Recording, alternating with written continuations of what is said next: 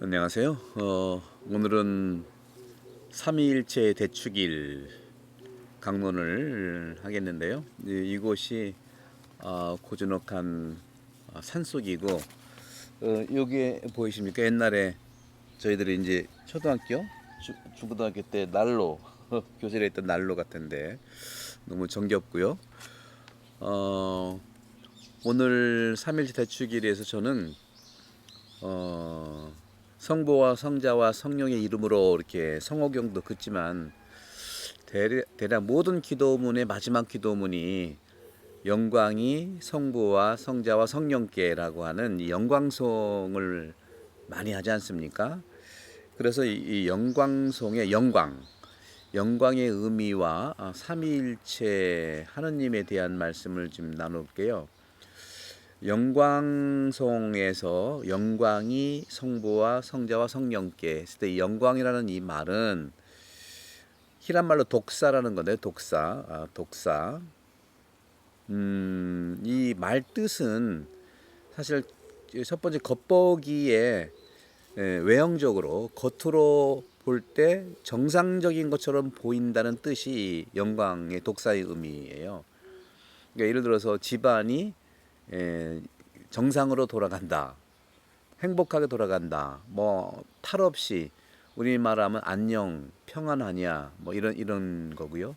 또 나라도 뭐 우리가 어려울 때 그랬잖아요. 이게 나라냐 그런 말 하잖아요. 그건 이제 영광이 아니다, 그런 뜻이 있지요. 그 영광이 아닌 반대로는 이제 역설적인 말로는요, 예상치 못한 것, 또 특이한 것을 의미합니다. 우리가 인생을 살며 그런 경험을 많이 하지 않습니까?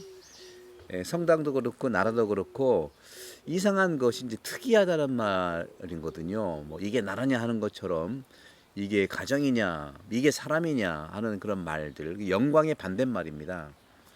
그런데 하느님께는요, 이 겉으로 보기에 정상적인 것처럼 보이는 독사는 그 반대, 역설적인 그런 의미에서 특이한 것이든 두 개 다 어울리지도 않고 하느님은 관심이 없어요. 영광이라고 하는 것은 먼저 우리는 이제 성경에서 영광의 뜻을 찾아봐야 되는데, 성경에서의 영광이라는 뜻의 히브리 말은 카봇이라고 말해요. 히란 말로는 이제 독사라고 하는 거. 그래서 이제 저도 로마에서 신학을 배울 독솔로지아, 이게 영광학이거든요. 록솔로지아, 영광, 하느님의 영광 신학인데, 성경에서는 먼저 카보트, KABOT, 카보트, 이것이 이제 히브리 말로 죄송합니다. 히브리 말로 카봇인데, 이 카봇이라고 하는 이 말에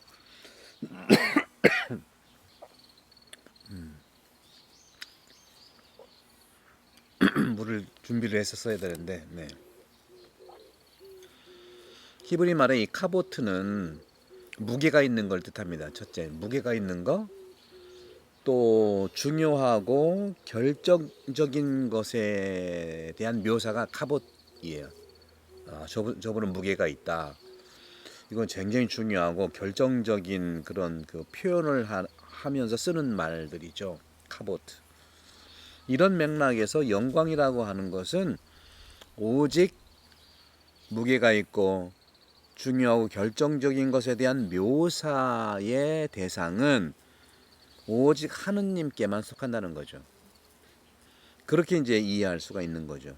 그래서 성경도 그렇고요. 이 교회 역사에서 보게 되면 구약 성경이나 이런 데서는 하느님을 믿지 않는, 다시 말하면 이교도도 있지만 하느님을 믿지 않는 우상 숭배하는 이스라엘 백성들, 또 유대인들을 종종 말할 때가 이런 것들이에요. 그러니까 이단들이라든가 이교도도 당연히 그렇지만 이스라엘 백성의 유대인들도 종종 우상 숭배를 할 때 이런 하느님 영광에 반하는, 그래서 하느님께서는 예언자들을 통해서 설교해 주시고 사제를 통해서 신탁을 주시고 왕을 통해서 백성을 다스리게 하는데도 사제 예언자 왕 이 부분들도 결국에는 하느님의 영광을 드러내는 거거든요. 저도 마찬가지입니다. 하느님의 영광을 드러내도록 사제가 되어 있는 것이죠. 그래서 예언자들의 설교는 그들의 이교도와 이방인도 마찬가지지만 이단도 마찬가지지만 특별히 이스라엘 백성들 유대인들에게 예언자들은 눈먼 자 같다고 막 이렇게 얘기를 하잖아요. 너희들은 눈이 도대체 멀었구나 하고 조롱을 하는 부분을 볼 수가 있어요. 눈이 있어도 못 보는구나. 눈이 있어도 그 가치를 보지 못하는구나 하고 계속 말씀하고 있는 게 이런 부분들이에요. 신약 성경에도 그런 말을 하잖아요. 그죠? 지혜롭다는 사람한테는 다 물리치시고 어리석다는 사람들한테 드러내 보이시니 감사합니다. 주님. 신약 성경에도 그렇게 말을 하고 있죠. 그래서 하나님께서는요. 그들의 눈을 뜨게 하기 위해서 종종 기적을 베풀고 또 그 당신의 영광을 드러내기 위해서 구약 성경 전체가 시나이 산에서 천둥과 번개라든가 기적적 현상, 환상을 통해서 하느님 당신 영광을 나타내시는 거죠. 그것이 바로 이제 구약 성경의 창세기도 그렇고요. 특별히 이제 출애굽기에서 엑소두스 할 때 홍해 바다를 가른다든가 그렇죠. 시나이 산에서 천둥과 번개를 그런 하느님의 영광으로 이해하는 것이 의미가 있는 것이죠. 그러면서 엑소더스 이후에 야훼 하느님이 이스라엘 백성들을 당신 백성들을 인도하는 거 어디로요?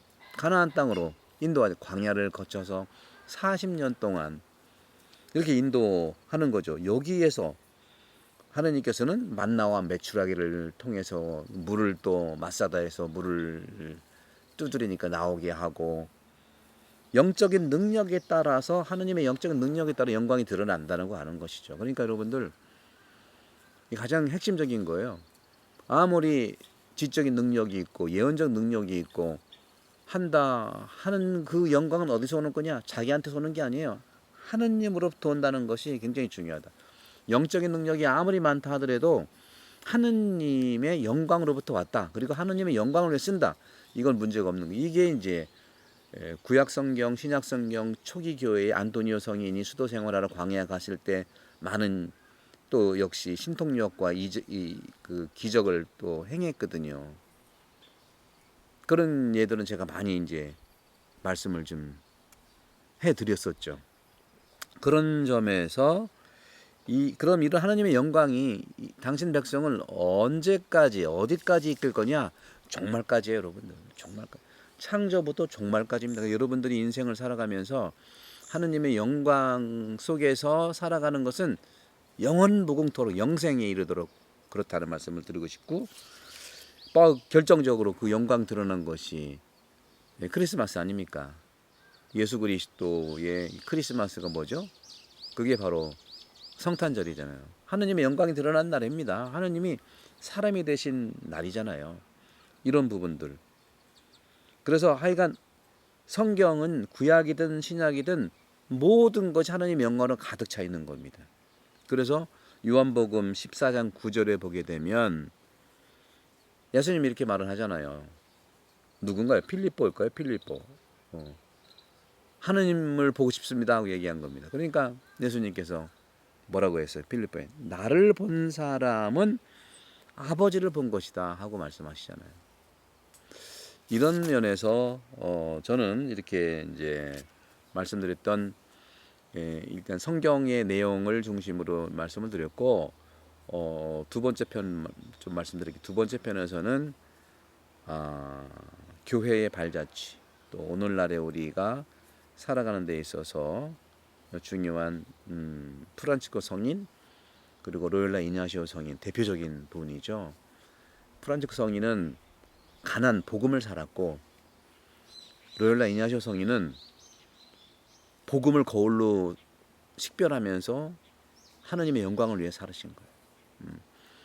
프란치스코는 복음을 살았고 가난에 특히 가난 복음의 가난을 살았고 로열라 이냐시오는 복음을 관상하면서 바라보면서 복음의 하느님의 시선으로 자기 자신과 세상을 바라본 분입니다. 이 두 분 말씀 좀 해드리고 또 계속하겠습니다. 제가 말씀드린 대로 이제 평일 복음 말씀은 그래도 제가 5년째 했기 때문에 여러분 찾아보시면 감사하겠고요. 주일날 복음은요 계속 제가 할 겁니다. 주일날은 너무 중요하기 때문에 한 10분 정도로 해서 한 2번, 3번 정도 올릴게요. 그래서 금, 토, 일 3일 정도 올릴 테니까 그렇게 보시고 또 복음의 예수 신앙과 사목을 나에게 배워라. 복음의 예수도 일주일에 2번 정도 올리면 평소와 같은 그런 분량이 될 겁니다.